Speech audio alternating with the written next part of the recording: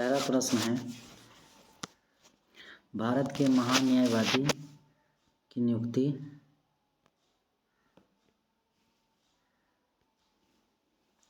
भारत के महान न्यायवादी की नियुक्ति कौन करता है?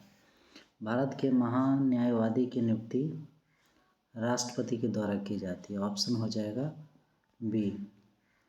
अगला प्रश्न है, भारत का राष्ट्रपति अपना त्यागपत्र किसे सौंपता है? भारत का राष्ट्रपति अपना त्यागपत्र किसे सौंपता है? मुख्य न्यायाधीश को। ऑप्शन हो जाएगा डी। अगला प्रश्न है, राज्य मंत्रिपरिषद किसके प्रति उत्तरदायी होती है? राज्य मंत्रिपरिषद विधानसभा के प्रति उत्तरदायी होती है। ऑप्शन हो जाएगा सी। अगला प्रश्न है, भारत के महान न्यायवादी को कौन हटा सकता है?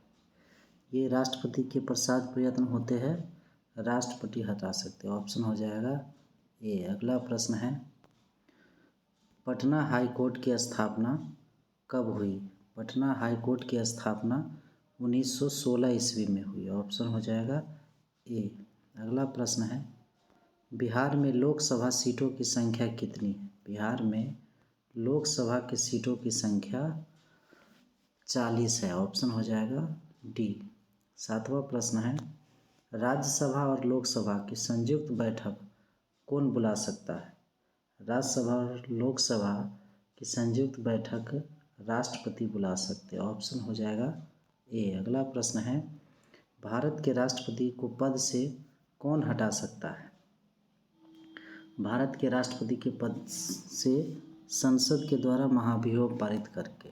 ऑप्शन हो जाएगा बी। अगला प्रश्न है, अनुच्छेद 370 का संबंध किस राज्य के विशेष प्रावधान से है? ऑप्शन हो जाएगा सी, जम्मू कश्मीर। अगला प्रश्न है, इंदिरा गांधी द्वारा राष्ट्रीय आपात की घोषणा कब की गई? इंदिरा गांधी द्वारा राष्ट्रीय आपात की घोषणा कब की गई? 1975 ईस्वी में। ऑप्शन हो जाएगा सी। अगला प्रश्न है, भारतीय संविधान में कितने अध्याय हैं? भारतीय संविधान में कितने अध्याय हैं? ऑप्शन हो जाएगा डी। और अध्याय मीन्स हो जाएगा भाग। ऑप्शन हो जाएगा 22 अध्याय। अगला प्रश्न है, भारत सरकार द्वारा दोहरी नागरिकता कब स्वीकृत की गई? दोहरी नागरिकता 1905 ईस्वी में स्वीकृत हुई। ऑप्शन हो जाएगा ए। अगला प्रश्न है, भारतीय संविधान में स्वतंत्रता का अधिकार से संशोधित आर्टिकल की संख्या 19 है। ऑप्शन हो जाएगा डी। अगला प्रश्न है, भारतीय संसद की संयुक्त अधिवेशन की अध्यक्षता कौन करते हैं? संयुक्त अधिवेशन की अध्यक्षता कौन करते हैं? लोकसभा के अध्यक्ष, लोकसभा स्पीकर। ऑप्शन हो जाएगा सी। अगला प्रश्न है, भारत के किस राष्ट्रपति का काल अधिकतम रहा, सबसे ज़्यादा रहा किस राष्ट्रपति का कार्यकाल? ऑप्शन हो जाएगा ए, राजेंद्र प्रसाद। अगला प्रश्न है, किस संशोधन द्वारा पंचायतों को संवैधानिक दर्जा दिया गया? 73वां संविधान संशोधन। ऑप्शन हो जाएगा सी। अगला प्रश्न है, निम्नलिखित में से कौन सा भारत का संघीय क्षेत्र है?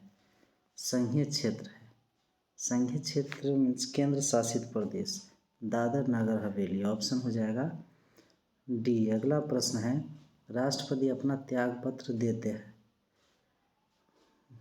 राष्ट्रपति अपना त्यागपत्र देते हैं मुख्य चुनाव आयुक्त को। ऑप्शन हो जाएगा ए। अगला प्रश्न है, योजना आयोग है एक, योजना आयोग एक संवैधानिक निकाय है। ऑप्शन हो जाएगा ए। 20, भारत के सर्वोच्च न्यायालय के न्यायाधीश की सेवानिवृत्ति आयु, भारत के सर्वोच्च न्यायालय के न्यायाधीश की रिटायरमेंट की आयु 62 वर्ष। ऑप्शन हो जाएगा ए। अगला प्रश्न है, संयुक्त राष्ट्र महासभा का कार्यालय है, संयुक्त राष्ट्र महासभा का कार्यालय न्यूयॉर्क में है। ऑप्शन हो जाएगा सी। अगला प्रश्न है, उच्चतम न्यायालय के न्यायाधीश की अवकाश ग्रहण करने की उम्र उच्चतम न्यायालय के न्यायाधीशों के अवकाश ग्रहण करने की उम्र 65 वर्ष। ऑप्शन हो जाएगा सी। अगला प्रश्न है,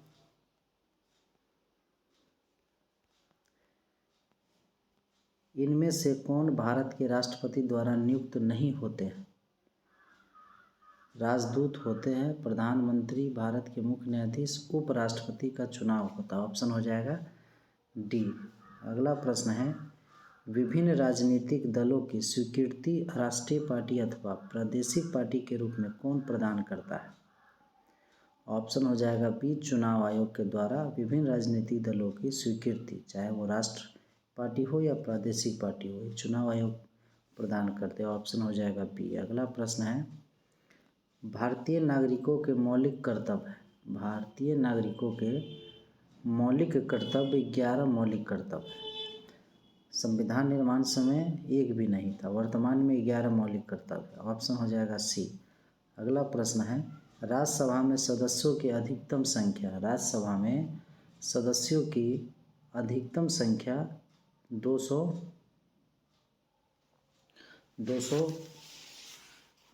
वर्तमान में 243 से अधिकतम संख्या 250। अगला प्रश्न है,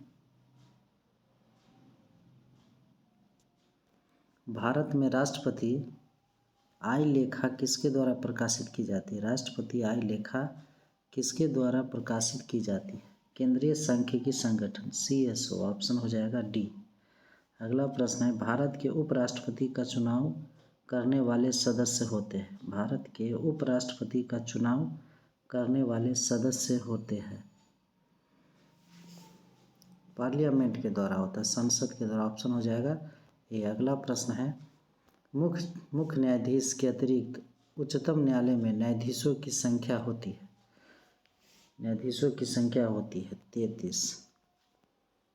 अगला प्रश्न है,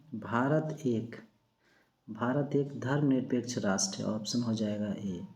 अगला प्रश्न है, जो सदस्य लोकसभा के अध्यक्ष का चुनाव करते हैं वे होते हैं लोकसभा के ही सदस्य लोकसभा अध्यक्ष का चुनाव करते हैं।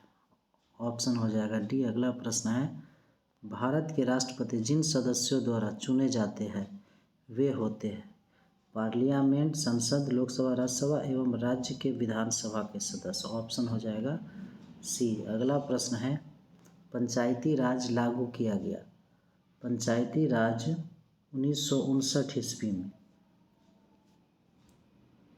लागू किया गया था। ऑप्शन हो जाएगा डी। सबसे पहले नागौर में हुआ था स्थान। अगला प्रश्न है, उपचुनाव कराया जाता है, उपचुनाव कराया जाता है कभी भी। अगला प्रश्न हो जाएगा, किसी भी राजनीतिक दल को राष्ट्रीय दल बनने के लिए कितने राज्यों में मान्यता जरूरी है? 4 राज्यों में मान्यता जरूरी है राष्ट्रीय दल बनने हैं। तो अगला प्रश्न है, संयुक्त राष्ट्र संघ दिवस कब मनाया जाता है? 24 अक्टूबर को। अगला प्रश्न है, निम्नलिखित में कौन सा संविधान संशोधन राष्ट्रपति को किसी भी मसले को पुनः विचार के लिए मंत्रिमंडल को भेजने की शक्ति प्रदान करता है? 44वां। ऑप्शन हो जाएगा डी। अगला प्रश्न है, लोकतंत्र के बारे में निम्न कथनों पर विचार करें,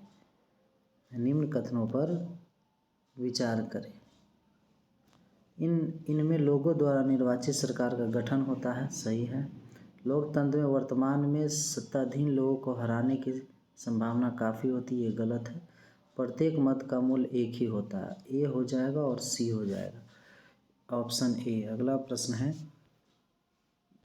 संसद द्वारा पास किया हुआ विधेयक तभी एक कानून बन पाता है जब उसे निम्नलिखित में से किसने पास किया हो? राष्ट्रपति। ऑप्शन हो जाएगा डी। राष्ट्रपति के हस्ताक्षर के बाद कानून बनता है। अगला प्रश्न है, भारत के दोनों लोकसभा और राज्यसभा में कोरम के लिए कुल सदस्यों का कौन सा अंश आवश्यक है? 1/10। ऑप्शन हो जाएगा बी। अगला प्रश्न है, भारतीय संविधान का कौन सा भाग राज्य के नीति निर्देशक करने वाले तत्वों का उल्लेख करता है? भाग 4, ऑप्शन हो जाएगा डी। अगला प्रश्न है, भारतीय संविधान की कौन सी अनुसूची भाषाओं का उल्लेख करता है? 8वीं अनुसूची में 22 भाषा है, ऑप्शन हो जाएगा बी। अगला प्रश्न है, डॉक्टर राजेंद्र प्रसाद कितने वर्ष तक भारत के राष्ट्रपति रहे? 12 वर्षों तक, ऑप्शन हो जाएगा सी। अगला प्रश्न है, सर्वोच्च न्यायालय के न्यायाधीश अपना पद त्याग कर सकता है पत्र लिखकर राष्ट्रपति को, ऑप्शन हो जाएगा बी। अगला प्रश्न है, निर्वाचन आयुक्त को पद से हटाया जा सकता है? निर्वाचन आयुक्त को पद से हटाया जा सकता है मुख्य निर्वाचन आयुक्त द्वारा नहीं, प्रधानमंत्री द्वारा नहीं, भारत के मुख्य न्यायाधीश नहीं, उपयोग इनमें से कोई नहीं। महाभियोग जैसी प्रक्रिया से ही निर्वाचन आयुक्त को हटाया जा सकता है, इनमें से कोई नहीं हो जाएगा, ऑप्शन डी। अगला प्रश्न है, भारतीय संविधान में प्रारंभ में मौलिक कर्तव्यों का प्रावधान नहीं था, संविधान संशोधन द्वारा संविधान के किस भाग में इसका समावेश किया गया? ऑप्शन हो जाएगा डी, 4 के कॉम में। अगला प्रश्न है, और आर्टिकल 51 के क हो जाएगा। अगला प्रश्न है, संविधान सभा में उद्देश्य प्रस्ताव प्रस्तुत किया गया? संविधान सभा में उद्देश्य प्रस्ताव 13 दिसंबर 1946 ईस्वी को प्रस्तुत किया गया, ऑप्शन हो जाएगा सी। अगला प्रश्न है, संविधान सभा के प्रथम अध्यक्ष कौन थे? संविधान सभा के प्रथम अध्यक्ष सच्चिदानंद सिन्हा थे, ऑप्शन हो जाएगा बी। अगला प्रश्न है, निम्नलिखित में से क्या भारत के नागरिक बनने के लिए आवश्यक है? क्या भारत के नागरिक बनने के लिए आवश्यक नहीं है? वंशानुक्रम, जन्म, देशीकरण, अधिकृत संपत्ति से हम नागरिक नहीं बन सकते, वंश से, जन्म से, देशीकरण से, ऑप्शन हो जाएगा सी। अगला प्रश्न है और अंतिम प्रश्न, लोकसभा का अध्यक्ष अपना त्यागपत्र किसे संबोधित करता है? लोकसभा का अध्यक्ष अपना त्यागपत्र उपाध्यक्ष को संबोधित करता है, ऑप्शन हो जाएगा डी।